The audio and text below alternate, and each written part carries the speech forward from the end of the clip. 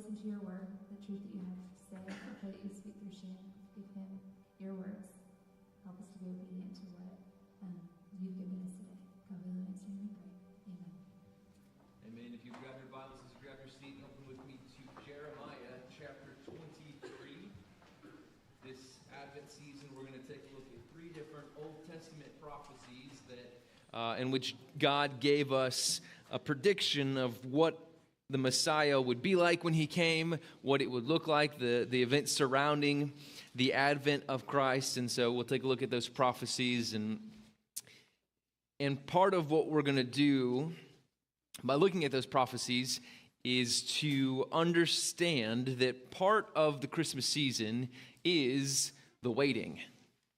Kids understand that pretty well because that's what you do. You know Christmas is coming and it feels like it's taking forever to get here.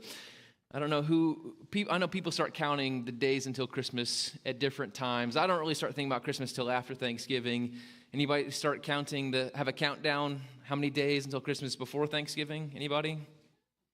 Yeah? Anybody? October? Yeah? Oh, wow. Okay. So Jen gets it. She's waiting for Christmas to come.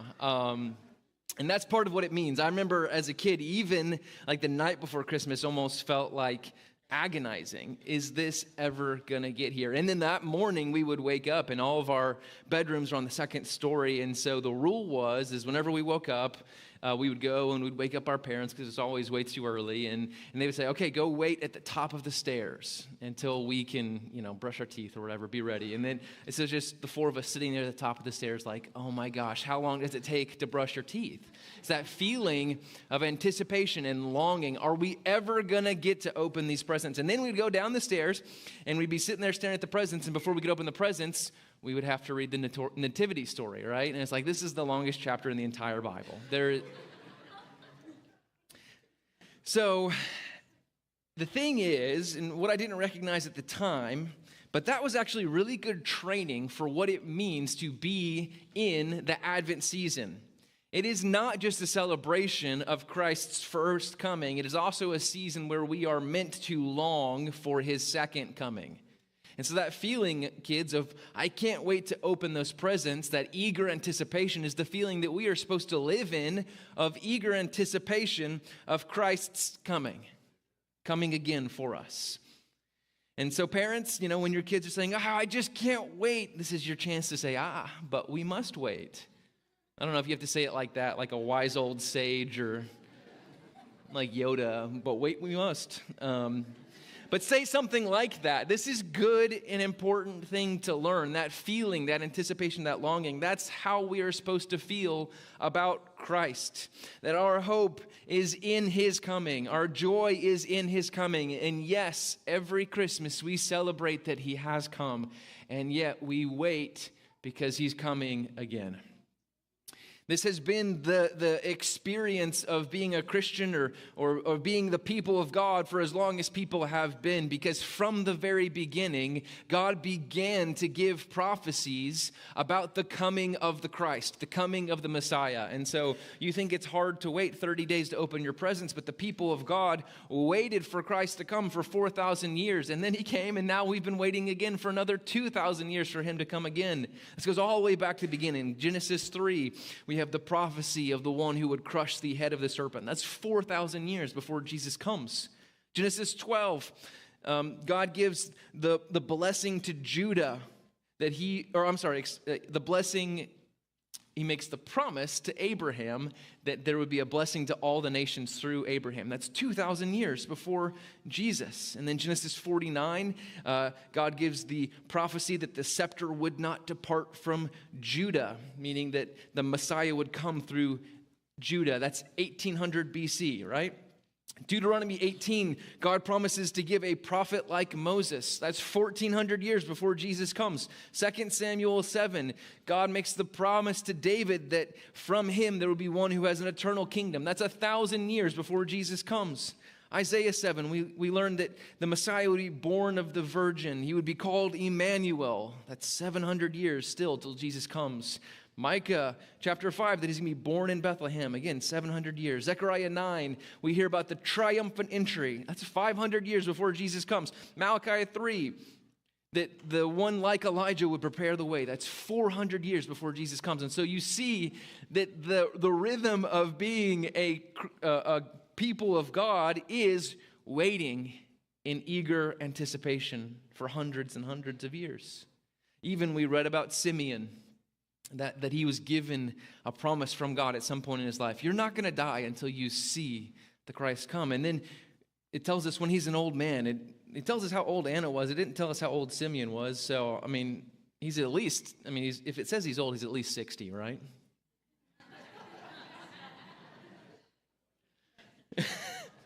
It's my birthday. Don't be mean to me.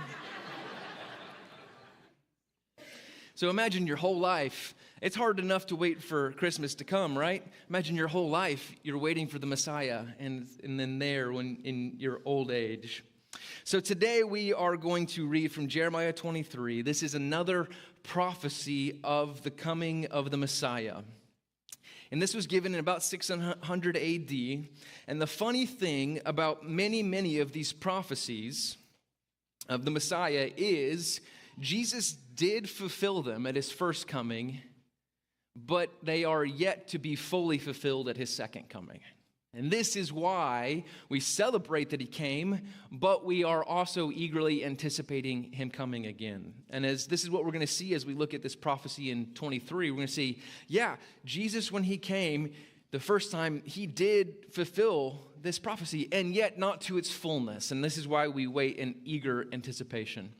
The prophet Jeremiah had the fun job of giving the warning and a call for repentance to the people of God, calling out their idolatry and their injustice, telling them that the coming Babylonian army would be used as an instrument of discipline against God's people. And so what we would have just read if we were working our way through the book of Jeremiah was that he was calling out the sins of Israel's leadership, both their political and religious leaders. And then he tells us that though they are being led at that point by wicked shepherds, he would bring them good shepherds. And then we learn this in Jeremiah 23, verse 5. Behold, the days are coming, declares the Lord, when I will raise up for David a righteous branch. And he shall reign as king and deal wisely and shall execute justice and righteousness in the land. And so we can tell that this is a prophecy, right? The days are coming. This is yet to happen for Jeremiah. And it has happened for us, but not in its fullness, when there would be someone from the line of David, a righteous branch. Here we're supposed to picture David's family tree. And many of the branches on David's family tree were not righteous kings. They were wicked kings. But God promised there would be one, a righteous branch, and he will be a king who is wise and just and righteous. And so he promises that this king is coming to lead his people. The result will be this, verse 6. In his days, Judah will be saved, and Israel will dwell securely because they have a righteous, wise king. Maybe you've had the experience of serving under a boss who is not good and not wise. You know that that is a very difficult situation to be in. You know that the business is not going to thrive because they are not wise. They're not making good decisions. You know that the business is not going to thrive because they're not making good moral decisions, and yet you feel somewhat helpless because they're the leader, right? Well, imagine having a king over you who is making all the decisions for your people, for your nation, and you know that he's not wise, he's not just, he's not righteous, and you know that as a people you will not thrive. But God promised that there will be a day, there will be a king who will reign perfectly. He will execute perfect justice and perfect righteousness with perfect wisdom, and the result will be that the people will be blessed because of his rule and his reign. This king will be called this. This is the name by which he will be called. The Lord is our righteousness. This is kind of a dig against the current king. Zedekiah. His name is the Lord is righteousness, or my righteousness. So it's kind of like saying, man, Zedekiah's name is a joke, because Zedekiah was not one of the good kings. He was not one who ruled wisely or righteously, that he rejected Jeremiah's prophecy. He broke oaths made in God's name. He allowed and participated in idol worship. And so for him to be called Zedekiah, the Lord is righteousness, or my righteousness, the people recognized, man, this is in name only. He was a failed ruler with failed righteousness. But God promised there is one who is coming, who not only will he be righteous, but he will be our righteousness. That this is meant to give the people a longing for that true king who was coming. And so from this text, we would learn these truths about Jesus. First, that King Jesus' reign gives his people wisdom, justice, rescue, and righteousness. That's what was just described of him in those verses, that he will be wise, just, he will rescue his people, and he will be righteous in himself, but also he will give righteousness to his people. I don't know if you've noticed, probably you have, but the better that the gift is, if you know what the gift is, makes it even harder to wait. Now, this is kind of a trade-off, kids. If you're younger, you probably are in that stage when you genuinely don't know what gift you're going to get for Christmas. And there is a pure excitement about that, the surprise of it. But when you get a little bit older, at least in my family, the way it worked was we got to the point where we were asking for specific things, and so you pretty well knew what you were getting for Christmas. And that in itself was also exciting, but sometimes even harder, because you knew how good that gift was going to be, and yet you were waiting for it to come. Well, here we see how good of a gift Jesus' rule and reign is. All of these traits describe the perfect king, and that would make it even harder for us to wait for him to come, because we know how good it's going to be. Imagine how hard it was for Simeon. He waited his whole life, and then he rejoiced because he knew how good of a gift this king was going to be, even though he wasn't going to see Jesus' reign in his lifetime. Now, as I said, we know that in some regards, Jesus fulfilled this prophecy when he came the first time. And yet, they were not fully fulfilled in the way that it will be. You know, we give the disciples a hard time, and I think it's helpful when we look back at passages like this and we understand why maybe they were a little bit misled. We go, how come they were expecting this king that was going to overthrow the Romans? They were real dummies, right? Well, no, they just knew their Old Testament. And they knew that the Messiah was going to be a ruler who did these kinds of things. And so it's not crazy or diluted or uneducated for them to expect this kind of a king. They just didn't know all of who the Messiah was going to be, and they didn't know God's timeline for when the Messiah was going to rule and reign in this way. And so we're too hard on them sometimes. And so we see this passage and we see all that Jesus is going to be when he returns again. The days are coming when this prophecy will be fulfilled, not in part, but in full. And so while we wait on that, it's almost as if we've been given a gift that we cannot fully enjoy yet. We can enjoy it in part, but not fully. It's like if someone gave you a car on your 14th birthday. You go, well, that's a very good gift. But you are waiting, you should be waiting legally, on the fullness of enjoying that gift. There is a time when you see it and you have it and you enjoy it, but not in its fullness. And that is a picture of where we are as we see Jesus and we have Jesus and we enjoy Jesus and we're thankful for all that he accomplished for us, and yet we are not enjoying the fullness of all that he will be as the coming king. And so in part, he gave wisdom. We just studied this in Mark, that he defeated his enemies, that they tried to stump him with their Bible trivia, and they had no chance. In fact, what we're going to study in the spring is that the only way that he could be condemned is if he remained silent, like a sheep before its shearers. And so he brought wisdom at his first coming, and yet we wait for when he will rule and reign in perfect wisdom. Imagine a king, a leader who reigns and rules, who governs his people with perfect wisdom. That's what we're waiting for. We see that at first, he did bring justice. Romans 8 tells us over and over and over that we are justified because of who Jesus is and what he did for us. Who is it who could condemn? Jesus. But what does he do? He justifies us instead of condemning us. That is justice, him accomplishing justice on the cross for us. And yet, we still wait. In Revelation 6, the saints who were martyred, they cry out, "How long, O Lord, until you come?" Because they know that it is an injustice for them to die for following and serving Jesus. And so we wait for the fullness of his justice. We celebrate that he has rescued us. He's rescued us from ourselves, from our sin, from the punishment that we deserve for that sin. And yet we live in a world where we still need to be rescued, and we wait for the fullness of his rescue from Satan's attacks, from Satan's accusations, from a people who are against the things of God. We need to be rescued by his rule and reign in that way. He did. He brought righteousness. Romans 3 tells us that we were given righteousness apart from the law, and we are made righteous because of who Jesus is. And yet in Revelation 19, we have this picture of the king coming on the white horse who will, in righteousness, he judges and makes war. And so there is a king coming who will do all things righteously. And so we wait.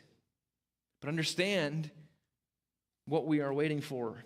He's not just a king who has these things. He's not just a king who is wise, just, and righteous. He's a king who has these things, who does these things, and he gives these things to his people. Now that is a good gift. And that is what a king is supposed to do. That's a better picture of what the king and servant relationship is meant to be, what the king is to his people and what the people are to his king. Why would someone want to give allegiance and loyalty and devotion to a king? It's because of what the king is supposed to do for the people. He's supposed to bring wisdom and justice and rescue and righteousness. And earthly kings rarely do this, right? There's a story of a Roman emperor named Trajan. In 106 AD, he finishes this long war, the Dacian War, which is in modern-day Romania. And it was a grueling and costly war, but the spoils of war were great. He was able to bring home much more treasure than he spent on the war. And so he did what all the good or the successful Roman emperors and generals did. When he came back to Rome, he had this triumphal procession where they celebrate, oh, look how great our emperor is. But he did something else that was not as common. He granted a congaiarium, I don't know Latin, congaiarium. Okay, what that was that the emperor granted that every Roman citizen would receive a monetary gift and a portion of grain, a portion of oil, and a portion of wine.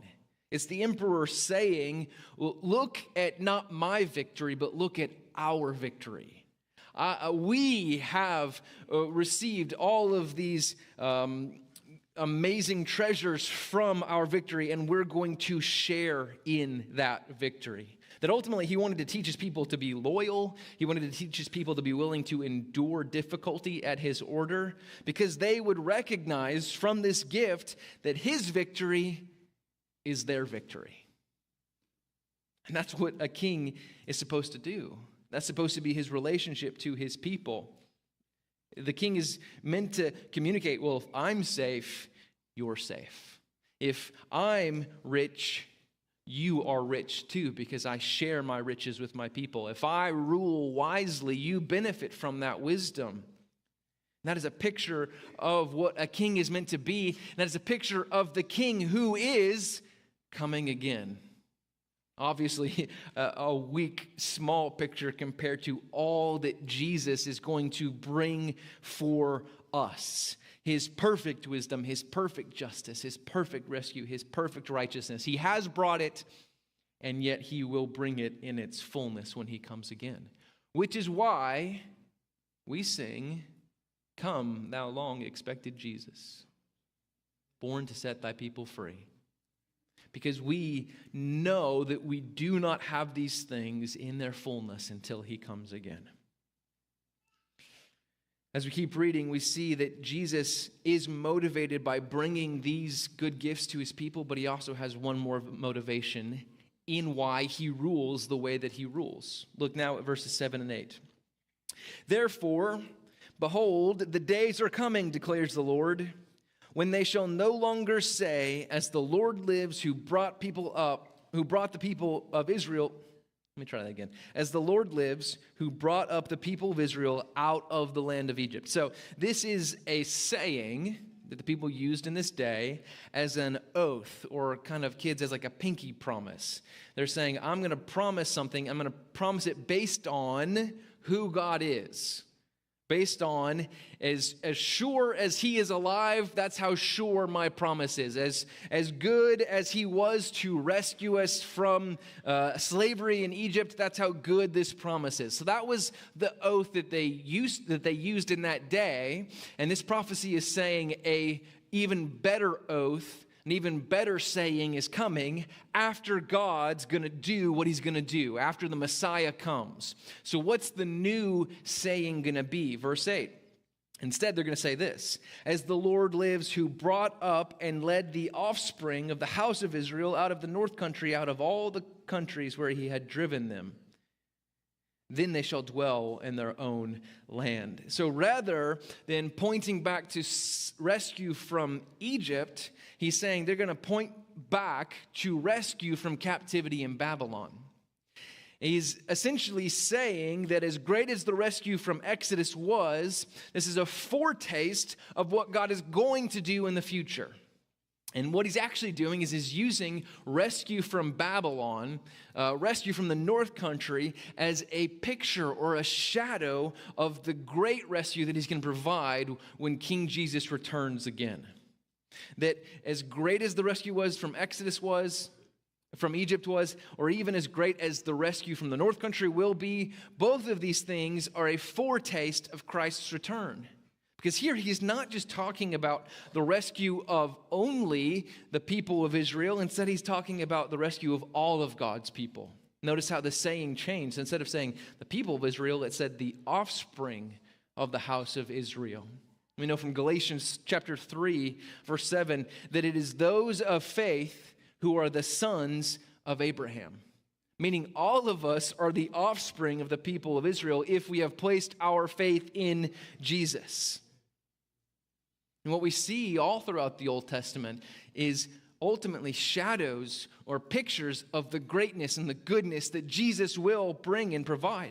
As great of a king as King David was, he's a shadow of the king to come.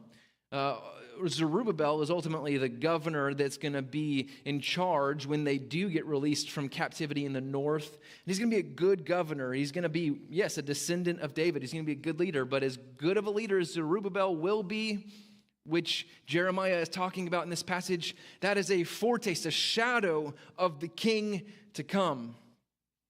But ultimately, the thing that stuck out to me the most from these two verses was that one of the results of God's rescue is that people are going to be talking about God. That His rescue is so amazing that it becomes a saying amongst the people. It becomes a picture of how strong a promise is by pointing back to who He is and what He has done. And so secondly, we see that one of Jesus' motivations for coming and ruling and reigning this way is this, that King Jesus' reign shows His Father's glory. The King Jesus' reign shows His Father's glory. As the Lord lives, who brought up and led the offspring of the house of Israel out of the north country and out of all the countries where He had driven them. People are going to be talking about how good God is because of how good of a ruler Jesus is. People are going to be talking about how good God is because of how good of a king He is. Which makes sense. when you get a good gift, you want to talk about it. That's very normal. We did Christmas with my in-laws yesterday, and I saw this with my children. They're opening their presents, and when they open it, of course, they're excited. And then even after, when they have all the presents laying around, they want to pick it up and they will show you, oh, look how cool this is. Look like, and the ones they're most excited about, those are the ones they keep picking back up. And they want to show you. They want to talk about how excited they are about this good gift. Well, this is what it's meant to be when we think about the good gift that Jesus gave us. That people, what God promised here is that people will be talking about the gift of salvation for God's glory. And this is what we saw in the prophetess Anna. That her response to seeing the coming of the Messiah was to worship and to glorify God. That our salvation is meant to be proof of God's goodness and grace. That's what they're doing. They're pointing back to a time when God saved as evidence, as proof of God's goodness and grace. And so we are meant to go and to talk about how good of a gift God has given us in the coming of Jesus, in the first coming, in the advent of Jesus. That we are meant to tell people not to wait for salvation. Yes, we are waiting for Christ to return again, but that doesn't mean we have to wait for salvation. Salvation is here and now, and that is what we celebrate when we celebrate Christmas. He has come, and that is no small or insignificant thing. That means that we can place our faith in Jesus. That means He has taken the punishment for sin. That means that we can follow Him now and bring God glory now. And yet, it's not the fullness of God's glory until Christ comes again. We have this beautiful picture in Revelation 7 of all tribes and nations and languages and tongues gathered around the throne, worshiping and praising God for who He is, reflecting the fullness of His glory in that moment. And so today, because of who Jesus is, because of what He's done for us, we can offer praise to God now. And yet we know that when Christ returns again, that will be the fullness of our opportunity to worship and praise Him. And so we rejoice in His coming, and we long for Him to come again. Growing up, my best friend, his name was Kyle, his family had the tradition that the night before Christmas, they got to open one present. And even as a child, I thought, that's blasphemy. You can't do that. I mean, our kids get to open Christmas pajamas. That's not a real present. They're pajamas, okay? He got to open a real present the night before Christmas. And as a kid, I thought, even as a child, I thought, that's just not right. And if anybody here does this, I'm sorry. I'm not trying to put you on blast or anything. But as a child, I thought, part of Christmas is waiting and longing and knowing that the time is coming. That even though it feels like it's never going to come, even though it feels impossible to wait, when we do wait in eager anticipation, the morning comes and we receive the gift that we were longing for. That you're not meant to open the gift at the wrong time. Well, church, Jesus is coming. And though it feels like we've been waiting for forever, though it feels like He's never going to come, we know that He is coming at the perfect time. And while we eagerly anticipate, we still have the opportunity to give God this glory that He alone deserves. And so, the Christian life is one of waiting. Parents in this season, as your kids, they say, I can't wait any longer. This is your chance to say, but we must wait. Because we are waiting on Jesus to come. Our hope and our joy is in the one who has come and is coming. And so we will, though the waiting feels like agony sometimes, we will trust that Jesus will return at the right time. And until then, while we wait on the fullness of His promises, we will rejoice in what He has done. We're going to respond to what Christ has done for us while we wait in joy by singing, "Joyful, joyful, we adore Thee." great Christmas hymn, as we celebrate what he has done for us, what he has accomplished on our behalf. Father, we're so thankful for your perfect and holy word. We're thankful for all of